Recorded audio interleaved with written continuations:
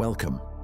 However you're listening tonight, let yourself settle in and drift towards sleep. Tonight, we're spending some time with Agamemnon, the king who sacrificed his own daughter for a war he barely survived, who came home only to be murdered in his own house by a man he trusted, and who is still, somewhere in the underworld, waiting to find out whether that debt was ever paid. There's nothing you need to do but listen.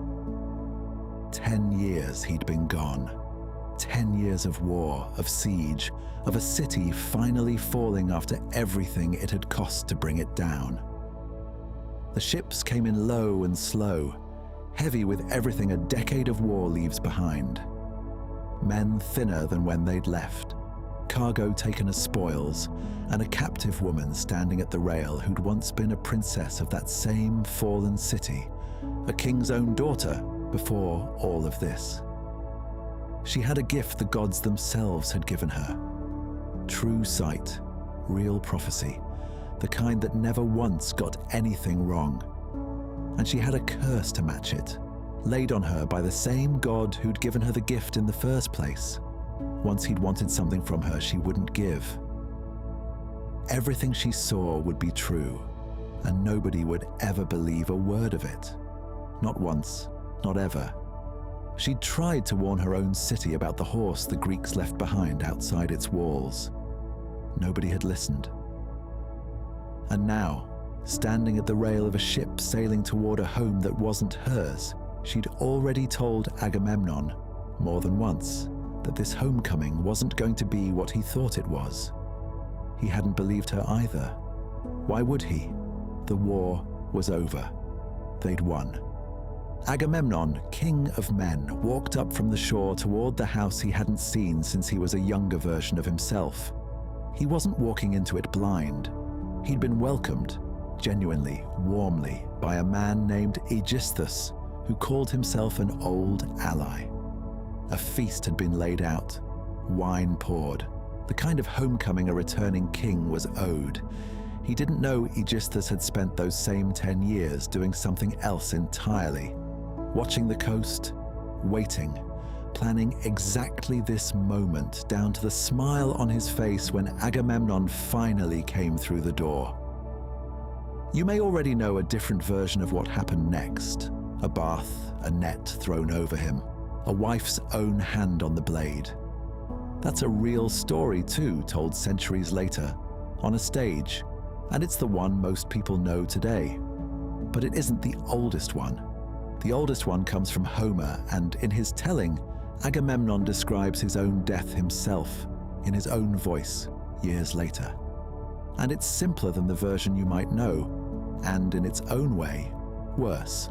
There was no bath, no net, just a feast, a full table, and Aegisthus already seated across from him, smiling, a weapon somewhere close at hand the entire meal without Agamemnon ever noticing it. When it came quietly. Aegisthus simply stood and struck. Not a duel, not a fair fight of any kind. Just a host turning killer mid-meal, and other men in the hall who'd known exactly what this evening actually was, long before Agamemnon did. His own soldiers went the same way, quietly, one after another, around him. By the time it was over, the hall had gone completely still. Men who'd survived 10 years of actual war, gone at a dinner table, killed by people who'd called themselves friends an hour before. And then, at last, it was his turn to stop struggling. A king, home from the only war anyone would remember for 1,000 years, cut down at his own table in his own words, the way you'd cut down an ox at the manger, by a man who'd been smiling at him only moments before. The last thing he felt was surprise. Not fear, not even pain exactly. Just the specific, useless shock of a man who had planned for every kind of enemy except the one already sitting across the table from him. 10 years surviving a war that killed better men than the ones who finally killed him, and none of it mattered in the end, against a man he'd trusted enough to sit down and eat with. He was king of men no longer. He was just a body at a table, and by morning, someone would have to clean it up. Before any of that, before the ships, before the feast, before Aegisthus ever smiled at him across a table, there was a life. And the life, if anything, explains the death better than the death explains itself. Agamemnon was born into a family that had been cursed for generations before he ever drew a first breath. His own father, Atreus, had once done something to his father's brother, Thyestes, so vicious that even the other gods were said to have looked away from the table where it happened. A betrayal answered with a revenge so complete that the details of it were the kind of thing people only ever alluded to, never told in full even centuries later. Whatever the exact shape of it, it was bad enough that Thyestes spent years afterward looking for a way to pay it back in kind. He found one eventually in a son he barely knew he had. That son grew up not knowing which of two men had actually fathered him, and when he finally learned the truth, he settled the matter the only way this family ever seemed to settle anything. He killed the man who'd raised him, Atreus himself. That killing was what put Agamemnon's own life on its first hard detour. He was still a child when it happened, along with his younger brother, Menelaus, and the two of them were driven out of their home literally overnight, exiled by the very cousin who just murdered their father to avenge a father of his own. The same cousin, in fact, Aegisthus, who would one day be waiting for Agamemnon at that final feast. They found shelter, eventually, with a king in Sparta named Tyndareus, who took them in, raised them alongside his own household, and in time gave them each one of his daughters to marry. Agamemnon married Clytemnestra. Menelaus married her sister Helen, a name that would, in time, mean a great deal more to the world than either of them could have guessed on their wedding day. With his new father-in-law's soldiers behind him, Agamemnon marched back to the city that should have been his by birth, drove out the men who'd stolen it, and took the throne his own father had once held. He didn't stop there.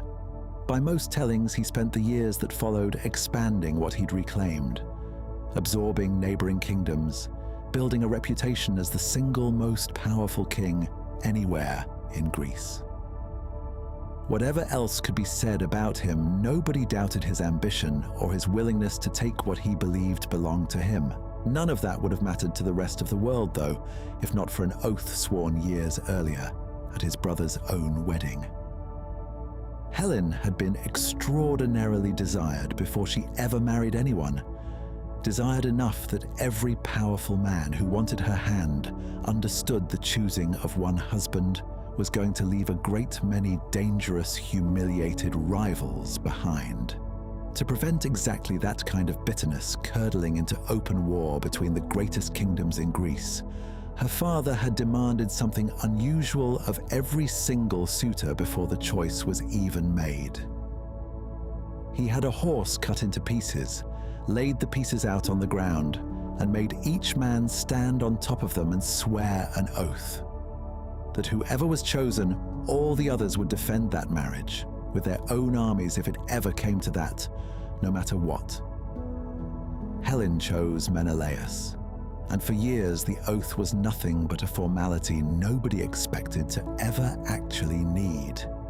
Then Paris, a prince from Troy, came to visit and left again with another man's wife. Menelaus called in the oath immediately, and every king who'd once stood on the pieces of that horse was bound by his own sworn word to answer. Agamemnon hadn't been one of the suitors. The oath technically didn't apply to him at all, but he had the largest army, the greatest ambition, and a brother whose marriage had just been publicly violated.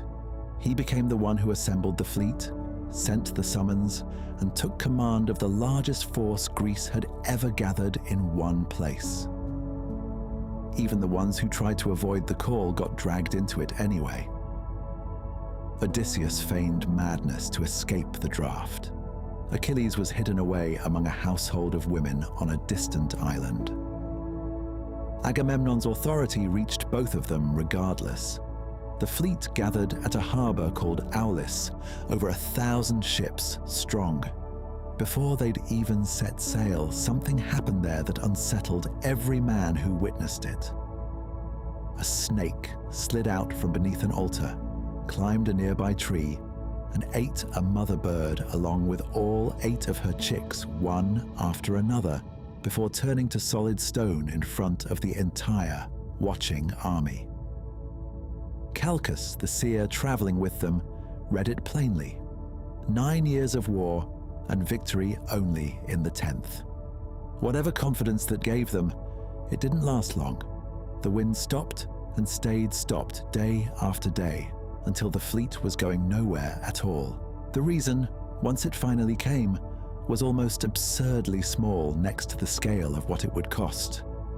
Depending on which telling you trust, Agamemnon had either boasted carelessly about his own skill as a hunter or killed a deer in ground sacred to Artemis, a goddess who didn't forgive that kind of carelessness easily. Whatever the exact offense, her price for lifting it was specific, and it had nothing to do with an apology. She wanted his daughter. What happens next is the hardest part of this story to tell plainly, and the old sources themselves don't agree on exactly how far it went.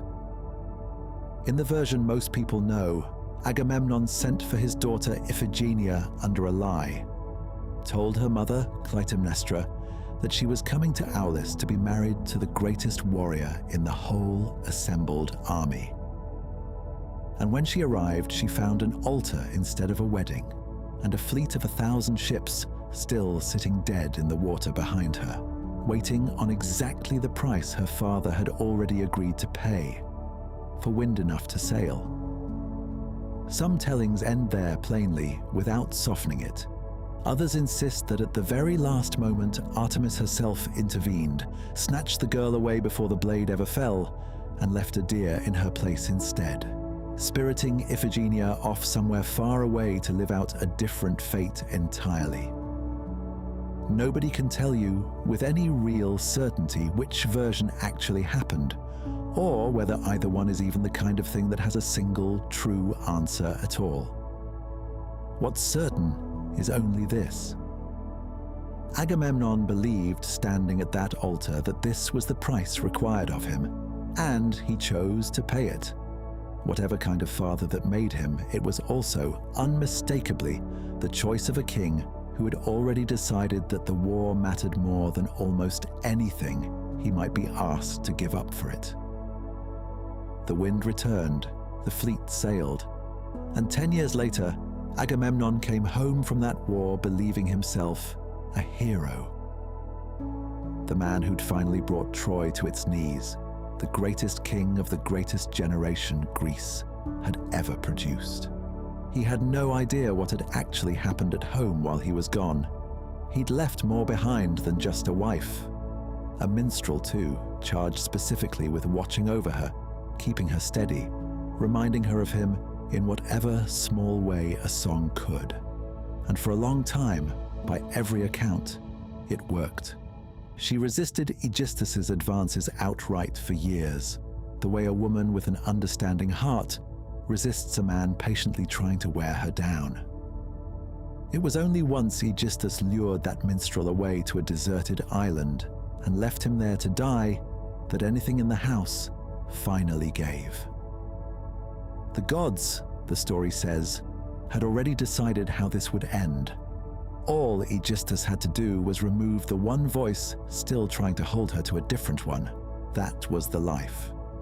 And then, in a single evening, it ended. Agamemnon had watched men die for 10 years before it happened to him. He knew, better than most, that death didn't always arrive the same way twice. There was a story he'd heard once, long before Troy, about a king's son named Sarpedon, who died on that same battlefield. Struck down honestly, in open fighting, a spear finding him the way spears found soldiers every single day of that war. What came for Sarpedon afterward wasn't violent at all. Two brothers, gentle and unhurried, had knelt beside him and lifted him the way you'd lift someone you didn't want to wake, carrying him home across the sea to be buried properly among his own people. One of those brothers was called Thanatos, and by every account that describes him, that gentleness wasn't unusual. It was simply what he did for anyone whose death arrived honestly, in a war, at the end of a long life, in the ordinary run of things a person could see coming from some distance off. Nobody had come for Agamemnon like that. There were other figures, sisters to that same gentle brother, who did their work very differently. Where Thanatos carried, they took. Where he waited for a death to finish happening before he arrived, they were already there the instant it started, clawed, hungry, indifferent to whether the man in front of them was still struggling. One old description of them, worked into the bronze of a hero's own shield, shows them gaunt and grim-eyed, gnashing white teeth, their clothes stained dark with the blood of the men they'd already taken, fighting each other over whoever was left. They were called the Keres, and their whole domain was exactly the kind of death Thanatos never touched. Sudden, violent, dishonorable, arriving with no warning and no room left to prepare for it. A fever that turned without reason. A wound gone bad, days after the danger should have passed. An ambush in a place a man had every reason to believe was safe. A feast, say. A cup still in his hand. A host smiling at him only moments before. Agamemnon understood, turning it over now with whatever clarity this place allowed him, exactly which of those two he'd actually met. Both of them, strange as it was to think about, had come from the same place. The same mother, Night herself, who'd given the world one gentle son and a whole swarm of hungry daughters in the same breath, and never seemed to have explained why one turned out so differently from the others. Nobody had knelt beside Agamemnon afterward. Nobody had carried him anywhere gently, or prepared his body with any care, or seen to it that he crossed into this place the way Sarpedon had.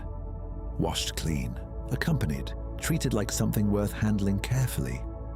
He'd simply been taken, the way the Keres took things, fast and without ceremony, by a man who'd spent 10 years planning exactly the moment he could do it. There was an old idea, older than either of these two kinds of death, that every person carried their own particular version of it with them their entire life, assigned long before it ever arrived. Not just when you would die, but what shape the dying itself would take. There's a scene from later in this same war where that idea becomes almost unbearably literal. When Achilles finally cornered Hector outside the walls of Troy, Zeus is said to have taken out a pair of golden scales high above the battle and set each man's cur in them, weighing the two fates against each other in plain sight of anyone watching.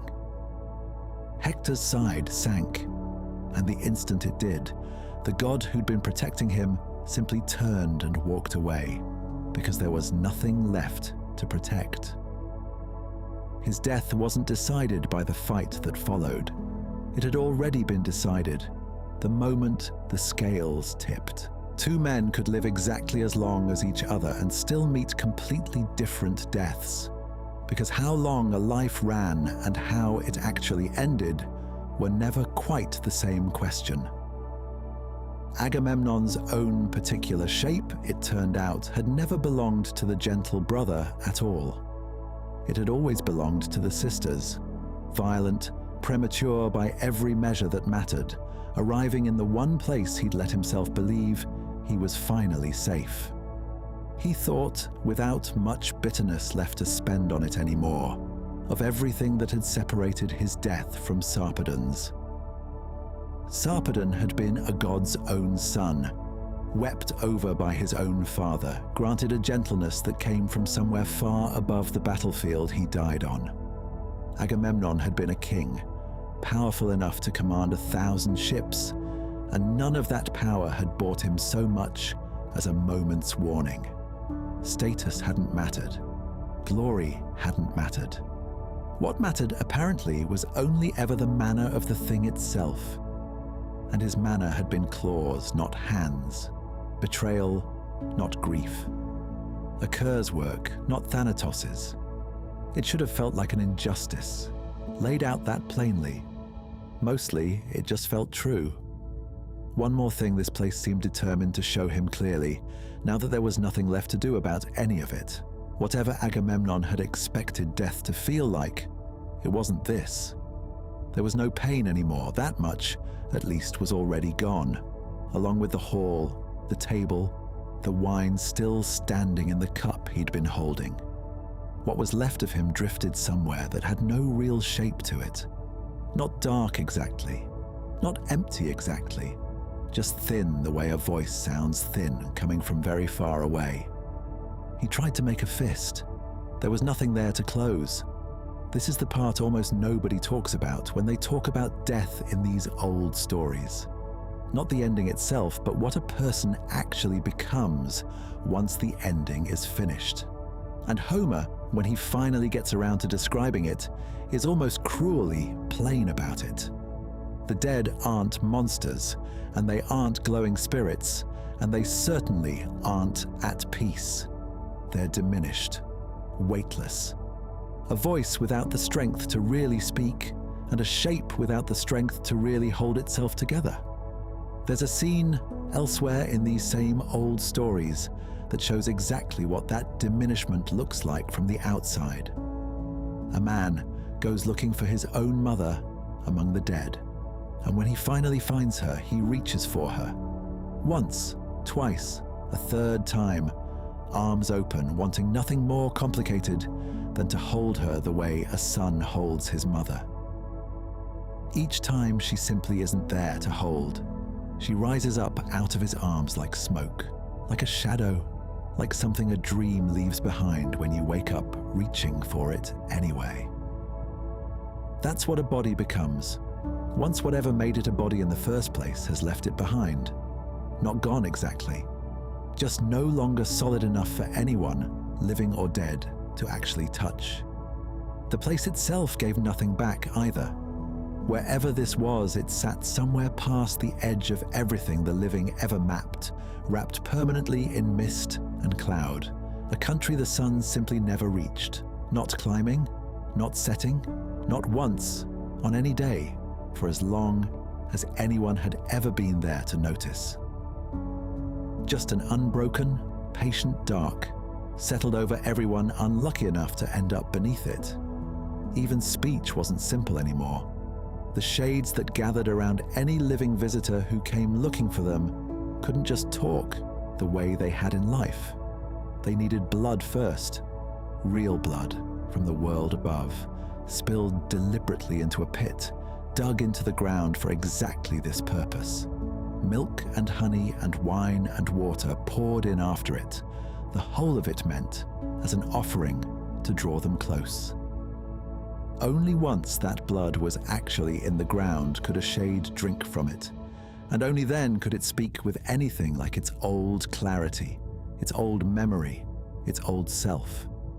Without it, they were closer to noise than conversation, present, gathered, wanting badly to be heard, and somehow unable to manage more than a formless kind of murmuring until something living gave them enough of itself to borrow, and they wanted it badly. Whenever an offering like that did appear, and it happened rarely, when some living visitor found their way down here with a reason urgent enough to justify the trip, the dead didn't wait politely for their turn. They surged toward it all at once, thousands of them, a single living man forced to hold them back with a drawn blade, just to keep any order to the line at all, terrified less of them individually, and more of what that many years of hunger, all arriving together, might actually do to him if he let them. Agamemnon hadn't been given that kindness. Nobody had come looking for him yet, with an offering, with a blade drawn over a trench of blood, with a reason to let him speak clearly and be understood. He was simply here now, in whatever this was, the way every soul before him had simply arrived here too. No ceremony, no explanation, no one waiting to walk him through what came next. It happened to everyone this quickly, this plainly, no matter how they had died. There's another figure in these same stories, not a king, not anyone particularly important. A soldier who'd spent one final night drinking too much on a rooftop, fallen asleep up there instead of coming down, and then simply forgotten, half drunk and still waking, that there was no staircase where he expected one. He fell, broke his neck on the way down, and was dead before anyone even realized he'd gone missing. His companions sailed on without him the very next morning, in too much of a hurry to notice, and his shade arrived among the dead before his own body had even been properly buried, unmoored in a way that unsettled him more than the dying itself had. He begged the first living visitor he encountered for nothing more than a proper grave. Not vengeance, not justice, just the plain, ordinary dignity of a marker over his bones. Whether a man had spent his life leading armies or simply serving on someone else's ship, death didn't seem to care much about the difference. It arrived the same way, plain and sudden, and left behind the same diminished, uncertain thing on the other side of it. Agamemnon understood, somewhere in whatever was left of him to understand anything with, that he was now exactly that. Not a king anymore, not even, really, a man. Just another one of the dead, thin and uncertain, waiting in a gloom that didn't seem to be waiting for anything in particular to happen next. There was a specific bitterness in it, for him, that an ordinary soldier might not have felt quite the same way. He had commanded the largest army the world above had ever assembled, kings answering to him, cities burning at his order, 10 years of other men's obedience built entirely around his name. None of that had come down here with him. Whatever a title was worth, it stopped being worth anything the moment there was no one left to hear it spoken. He was king of men, and there wasn't a single man left, anywhere for him to be king of, and he wasn't alone in it. Around him, gathering the way smoke gathers in a closed room, were others who'd arrived long before him, men whose names had once meant something in the world above, standing now in exactly the same diminished condition he'd just discovered himself in. One of them, in particular, had been the greatest name of all, back when names had still meant anything to either of them. Time didn't move the way it used to, down here. Agamemnon couldn't have said how long he'd been waiting, only that it had been long enough for the shock of arriving to wear into something quieter. Not peace exactly, but a kind of settled bitterness, the way a bruise settles into a permanent ache instead of a sharp one. And then, without warning, something changed. The living man was Odysseus. Somewhere above, at the edge of this whole grey country, he had dug a pit into the ground and poured blood into it. Real blood, warm from the world Agamemnon no longer belonged to. And the pull of it reached every shade in the gloom at once, the way the smell of a meal reaches a starving man 3 rooms away. Agamemnon felt himself drawn toward it before he'd even decided to move. Odysseus stood over that blood with a blade drawn, holding the whole crowd of them back from it, letting them approach only one at a time. It wasn't cruelty. It was the only way any of this could happen in order, rather than every diminished soul in the place, surging forward together and drowning out whatever anyone actually wanted to say. He wasn't the first to reach it. That honor went to someone else. A face Agamemnon recognized instantly, even diminished, even thinned down to whatever the dead are thinned down to. Achilles, the greatest name the war above had ever produced. The one every other soldier, living or dead, had always measured himself against and always come up short. He drank first, and when he spoke, For the first time since any of them could remember speaking clearly, his voice came out with all its old weight still somehow intact. Odysseus spoke to Achilles first, and what he said was meant kindly, that no man before him and no man after would ever be blessed the way this one had been, honored like a god while he lived, and surely ruling now as something just as great among the dead, with nothing left to grieve over at all. Achilles didn't want that comfort. He cut through it flatly, almost impatiently, and said the one thing nobody expected a hero like him to ever say out loud, that he would rather be alive and serving as the poorest, lowest hired hand on some landless farmer's plot of dirt than rule as king over every single soul in this entire grey country. Glory, it turned out, wasn't worth anything once you were far enough away from anyone left to witness it. Agamemnon listened to that from somewhere in the crowd of gathering dead and felt something sharper than bitterness move through him. He'd spent his own life chasing exactly the kind of glory Achilles was now describing as worthless. He'd burned a city for it. He'd sailed home carrying it like a prize, expecting it to still mean something the moment he walked back through his own door. And here they both were, regardless, in the same grey nothing, the difference between them apparently invisible from where either of them now stood. He'd already learned this same lesson once, alone in the first confused hours after his own arrival. That a title stops being worth anything once there's no one left to hear it spoken. Hearing it confirmed now by a man who'd once had far more glory to lose than he ever had didn't make it easier. If anything, it made it feel less like his own particular misfortune and more like simply how all of this worked for everyone, without exception. What Achilles actually wanted to know about wasn't his own reputation at all. It was two things, and only two. His son. Was the boy carrying himself well? Was he brave? Was he anything like his father had been? And his own father, Peleus, an old man now, left alone in the world above with no son left to look after him. Odysseus answered the first question fully, warmly, that the boy had more than lived up to the name he'd been given, sharp in counsel, fearless in the field, and braver than grown men twice his age in the one moment that mattered most, crouched inside a wooden horse with his weapon already drawn while older soldiers around him went pale and started to shake, impatient only to be let out and get to the fighting. Of the second question, he had nothing to offer at all. No news, no word either way. The old man was simply somewhere out there unaccounted for, and neither of them would ever find out what had become of him. It was such a small thing next to everything else that had already been said, and Agamemnon noticed it anyway.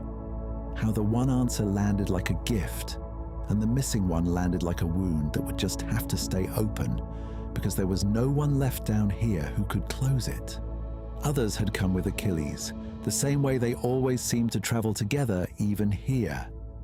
Patroclus, his closest companion, inseparable from him in life, and apparently no different in death.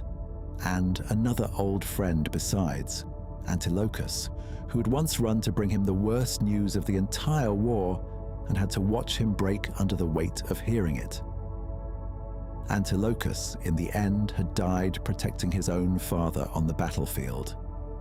An enemy king, Memnon, had come to fight for Troy, and when he cornered Nestor, unable to move his wounded chariot out of danger, Antilochus threw himself in the way rather than let the old man fall in his place.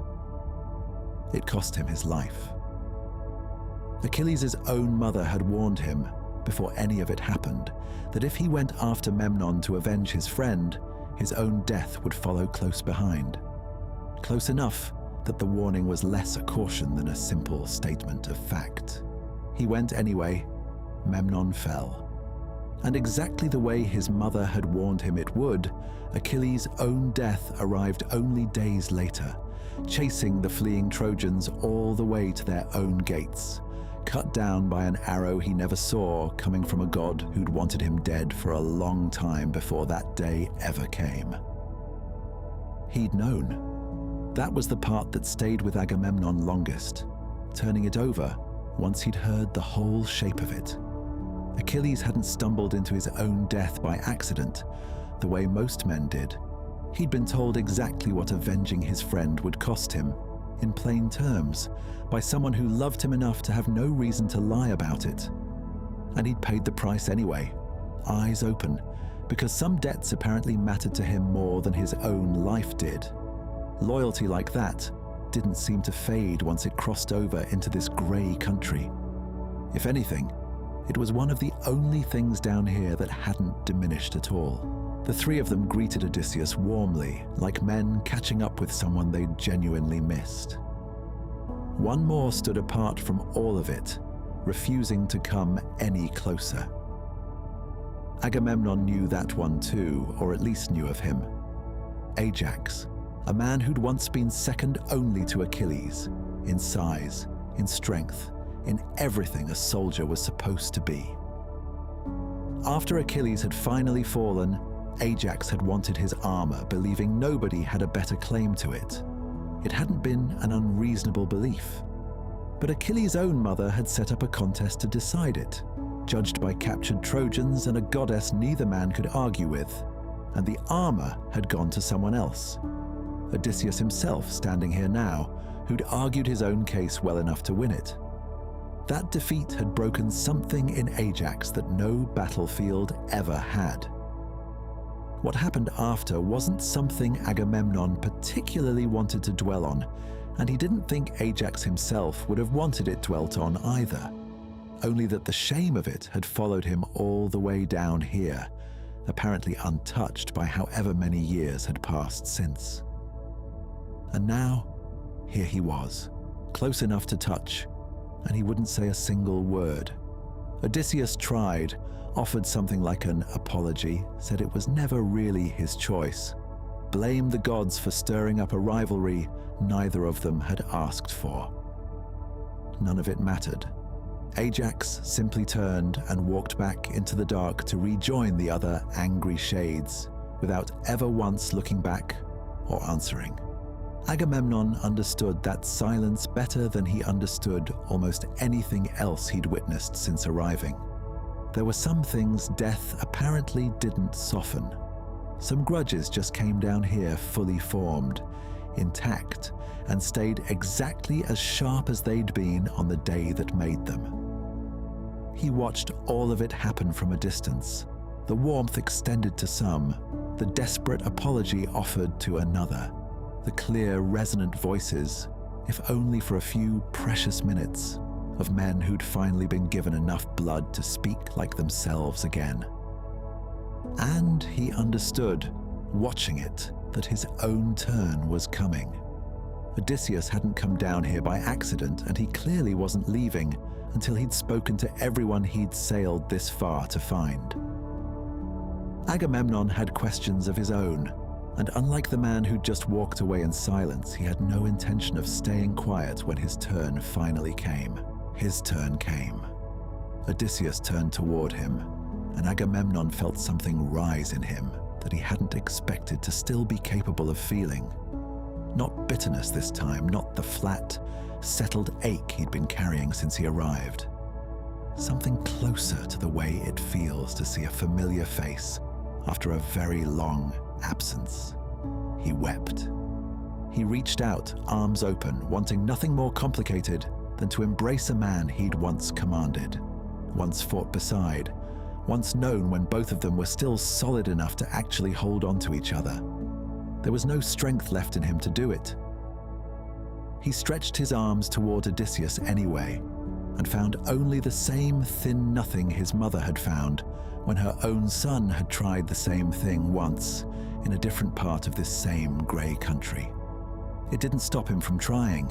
It only meant the trying came to nothing, the way almost everything down here eventually did.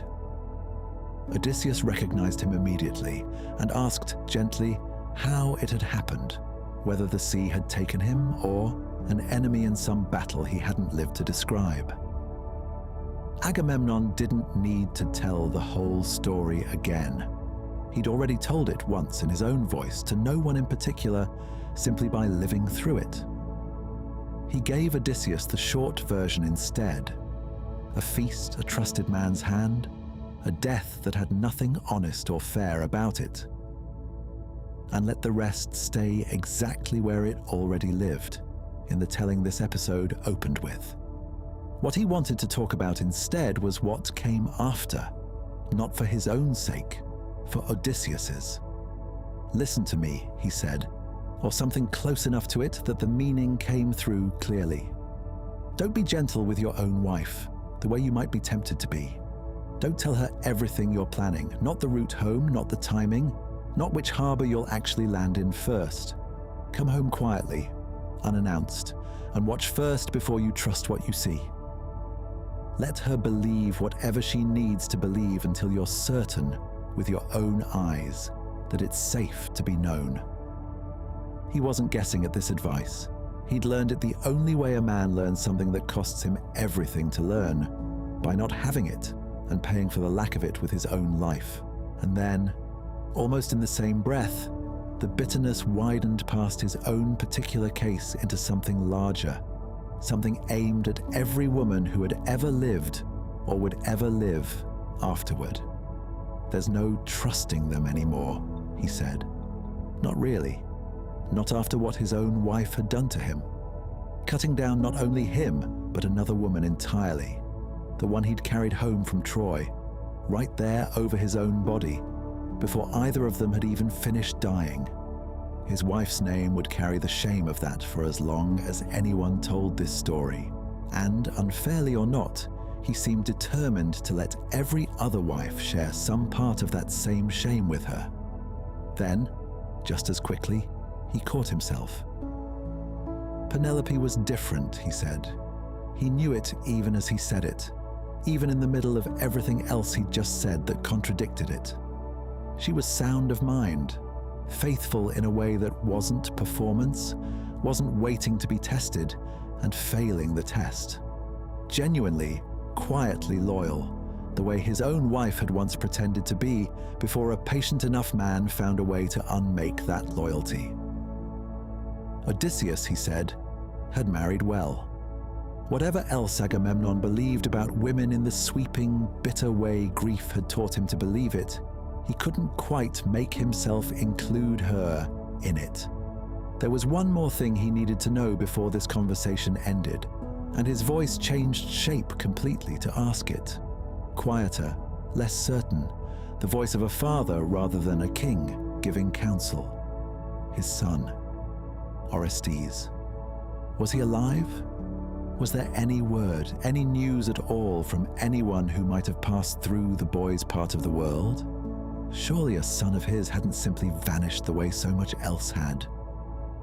Odysseus had nothing to give him. No news either way. The same empty answer Achilles had already received about his own father, a few moments and a whole lifetime removed from this one. Agamemnon absorbed it the way a man absorbs something he already suspected, but had hoped, right up until the last second, not to hear confirmed. He didn't ask again. There was nothing left to ask that would change the answer, and he'd learned, if nothing else since arriving here, that some things simply had to be carried without resolution. A son's fate, a wife's betrayal, a death that never should have happened the way it did. He'd used the only currency he had left down here, not power, not glory, none of the things that used to matter, to try to keep the exact same thing from happening to someone else. Whether it would work, whether Odysseus would actually heed a dead man's warning once he was standing in his own hall again, wasn't something Agamemnon would ever get to know. But he'd said it. And for the first time since he'd arrived in this place, that felt like it had actually mattered. Time passed. Down here, that meant almost nothing. No sun to mark it, no season to turn. Nothing but the same unbroken grey stretching on in every direction. But something did eventually change, the way something always eventually does. even in a place built to feel permanent. A new arrival. Agamemnon felt it before he understood what it was. A shift in the murmur around him, shades turning toward the same spot, the way a crowd turns toward a disturbance without quite knowing yet what caused it. And then he saw the face, thinned down and diminished the same way every face down here was thinned down and diminished, and understood exactly who he was looking at. Aegisthus. There was a story behind it, and it took shape slowly, the way stories always seem to down here, pieced together from murmurs, from fragments, from whatever a newly arrived shade let slip before the shock of arriving swallowed the rest of what he might have said. The gods, it turned out, had warned him directly, long before any of it happened, before the feast, before the smile, before the blade. Zeus himself had grown tired of watching this exact pattern repeat itself among mortal men, and sent his own messenger down specifically to stop it before it started. "Leave the wife alone," the messenger told him, standing right there in front of him with the full weight of Olympus behind the words. Leave the king alone. If he went through with it anyway, a son would grow up and come looking for exactly this kind of debt, and there would be no talking his way out of paying it once that day arrived. Aegisthus hadn't listened. He'd had 10 years to think it over, and 10 years hadn't changed his mind even slightly. The son had a name Agamemnon already knew better than any other word in whatever language was left to him down here. Orestes. Grown now or grown enough? Old enough to come home from wherever he'd been kept safe as a boy. Old enough to find the man who'd murdered his father still sitting on a throne that had never belonged to him. 7 years settled into a rule nobody had ever truly accepted. And on the 8th year, he'd done what the warning said he would do. He'd killed him and held a funeral feast for the two of them together, and on that same day, the very same day, by whatever strange arrangement the world above sometimes fell into, Agamemnon's own brother finally sailed home too, years late, loaded down with treasure from a wandering that had kept him from ever standing beside Agamemnon when it might have mattered.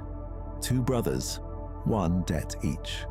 One of them had been too far away to pay his, the other hadn't needed to. Whether Orestes' own hand had done more than that, whether it had reached his mother too, the way some tellings insist and others simply pass over in silence, wasn't something Agamemnon could say with any real certainty. The stories that reached down here weren't always complete, and this one, more than most, seemed to trail off exactly where the truth might have been hardest to look at directly. What was certain, plainly, undeniably, standing right there in front of him, Aegisthus had paid for it. Whatever else had or hadn't happened to Clytemnestra, the man who'd raised the blade himself was standing in this same grey country now, as thinned and diminished as anyone else who'd ever arrived here. 7 years and change, Agamemnon realized, was how long he'd actually been standing in this grey country, waiting for something to shift, without ever once knowing there was anything worth waiting for. Down here, that stretch of time had felt like no time at all. No sun rising and setting to mark the days. No seasons turning to mark the years. Nothing but the same unbroken murmur going on around him, exactly as it always had. Up above, that same stretch had apparently held an entire second act to his own story, playing out completely without him, ending in exactly the way he would have wanted it to end if anyone had thought to ask him. Agamemnon watched him for a long moment, before either of them said anything. He thought he would feel triumph. He'd imagined this moment, in whatever way a shade could still imagine anything, more times than he could count. The balance finally set right, the debt finally called in. What he actually felt was stranger than that, and harder to name.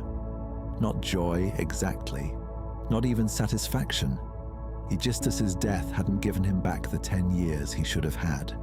It hadn't undone the feast, or the blade, or the specific shock of being killed by a man who'd smiled at him only moments before. It had simply added one more diminished shade to a grey country that already held more of them than anyone could count. And this one happened to be the man who'd put Agamemnon here in the first place. That was justice, apparently.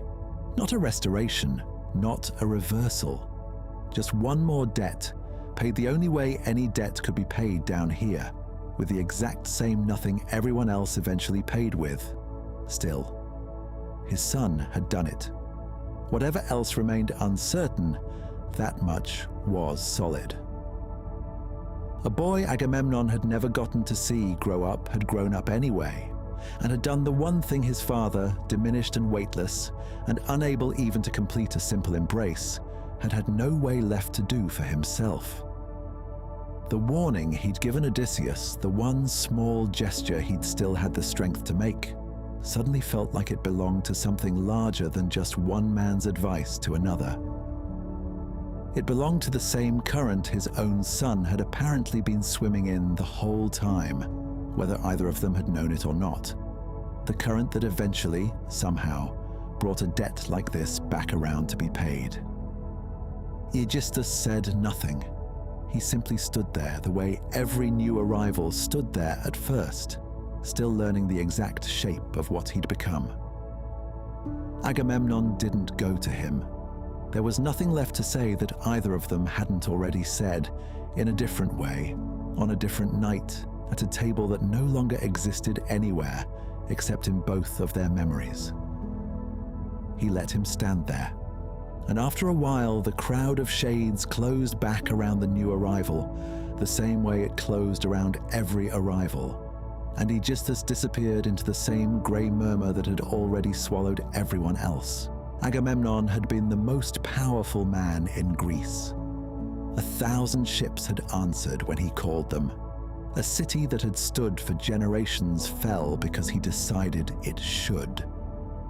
None of that had followed him down here. Nobody in this grey country cared what he'd once commanded, or what he'd once sacrificed to command it, or what it had cost him to bring an army home a decade after everyone had stopped expecting them. What had followed him down here was smaller than all of that, and stranger. A gentle brother and a set of hungry sisters, both born of the same mother, deciding between them what shape a death was allowed to take, and neither one asking, even once, whether the man dying had been a king or a farmhand first. A crowd of ordinary shades, murmuring in the dark. None of them sorted by the glory they'd once carried, only by the manner of the ending each of them had actually met. A friend's loyalty, carried down out of the world above completely intact, when almost nothing else had survived the crossing. A warning given freely to a man who owed him nothing, about a danger Agamemnon understood only because it had already cost him everything. Status hadn't traveled with him. Glory hadn't traveled with him. The two things he'd spent his entire life building at tremendous cost to himself and to everyone around him had simply stayed behind in the world of the living, the way a coat gets left at the door of a house you're never coming back to.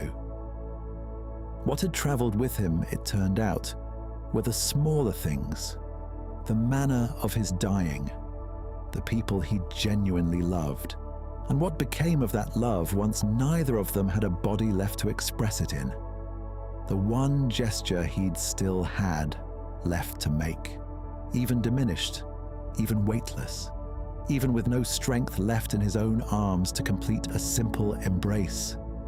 A warning offered honestly to spare someone else the exact shape of his own ending. Maybe that's the part of this place most people never think to ask about. Not what death takes. Everyone already assumes death takes everything, and in the ways that seem to matter most while you're still alive, it does. It's what death leaves standing afterward that tells you something truer. The handful of things too small, too personal, too unconnected to power or glory or status to be worth stripping away. A loyalty, a warning. A love that outlasted the body it used to live in. Think about what you're actually building most days without meaning to build anything at all. The title on a door, the number attached to your name, the version of yourself other people are impressed by or afraid of or grateful to. None of that travels. It can't. It was never really yours to carry in the first place. It was always on loan from the people still standing close enough to see it. What actually belongs to you, the way nothing else quite does, is smaller and much harder to notice while you're still busy building the other thing. Who you were gentle with, when gentleness cost you something. What you tried to protect, even after protecting it, stopped being able to help you personally in any way at all. The exact shape of the people you loved, and whether that shape survives you clearly enough that someone else could still recognize it, long after everything louder about you has gone quiet. Everything else, apparently, was just the coat at the door. Morning came to that hall the way morning comes to any room where something terrible happened the night before. Indifferent, ordinary, unwilling to acknowledge that anything had changed at all. Someone had to clean it up, the way someone always does. The cup he'd been holding was set right side up again. The table was cleared. By the time the sun was fully overhead, there was very little left to show that a king had eaten his last meal in that exact spot, smiling at a man who'd already decided to kill him. Down here, there was no morning to come, just the same unbroken grey, stretching in every direction, the same low murmur of other diminished voices somewhere nearby. Agamemnon stood in it, the way he'd been standing in it since he arrived, no longer waiting for anything in particular. His turn had come, long ago now. He'd said what he needed to say. He'd watched eventually, as the debt came due for the man who'd once smiled at him across a table. Not restoration, not the 10 years he should have had, but something, at least, that had actually happened out there because of a son who'd grown up without him. Whatever came next for that son, for a wife who'd have to live the rest of her own story with whatever was left of it, wasn't his to see either. But he knew now that it would happen. That was more than most of the dead ever got to know. He thought once more of Sarpedon, carried so gently, so long ago, by a brother who'd never once come looking for him. He thought of the sisters instead and the manner they'd chosen for him, and understood, without much feeling left to spend on the understanding, that some things simply arrive the way they arrive. Regardless of what a man built his whole life trying to deserve, somewhere close by, in the same grey murmur, Achilles was probably still saying the same thing he'd said to every visitor who ever asked him how it felt to be remembered. Somewhere else, Ajax was still turning away from anyone who tried to reach him. And somewhere, whenever the next living voice found its way down here with an offering worth answering, another shade would step forward first and drink and speak clearly for a few precious minutes and ask after whoever they'd left behind, the same way Agamemnon just had, the same way every one of them eventually would. A king of men, once. Now only a shade among other shades, indistinguishable at a glance from anyone else standing near him in the dark. And somewhere above, in a hall that had long since been swept clean of every trace of that night, the ordinary business of the living world had gone on without him for years now. A rule that rose and then ended, a son who'd grown up and done what needed doing, a story already being told and retold long before the telling had even finished happening. None of it had needed him to happen. It hadn't needed him for a long time if he was honest about it, not since the moment the blade came down and the man he'd trusted sat back down to finish his meal. Agamemnon stayed where he was. There was nowhere else now for a king of men to go.